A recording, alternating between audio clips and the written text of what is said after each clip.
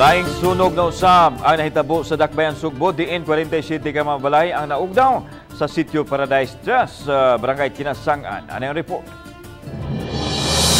Halos mahurot ang tanang Pinoy-anan sa usa ka Muslim village sa Sitio Paradise sa Barangay Kinasangan sa sunog nga nahitabo pasado alas 2 kaganing kaadlawon.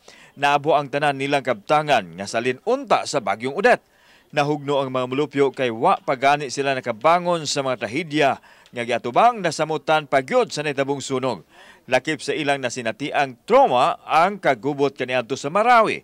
Gisundan sa pandemic, Bagyong Udet ug karon ang sunog. Sa ngayon, hindi ko na masabi kung sa kalisod. Naglisod mi talaga. Kay imbis na maghinay-hinami magtukod tungkol sa mga bagyo, nasunog sad.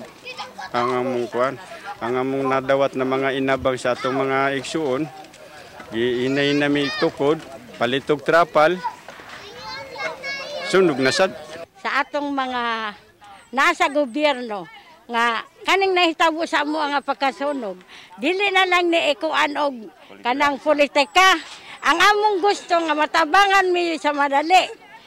Kay kung ikuan og politika, porte nang loyas mga tao. Nanawagan ang Muslim community sa gamhanan nga unta matiman sila kay wa gyud sila'y kakuhaan sa ilang gikinahanglan. Sa record sa VAP, 47 ka mga balay ang gilamoy sa sunog nga midanyos og 900,000 pesos. Ang wala na palong nga kandila ang giingong hinungdan sa sunog. Nakuni kandila kay wa mang may kuryente. Nakatulog na sila daw. Naupos ang kandila. Mo ni naka-indo ng sunog. Ang mga nasunugan gipahiluna sa gym sa barangay. Kauban si Clover Lumayag, ako si Alan Domingo.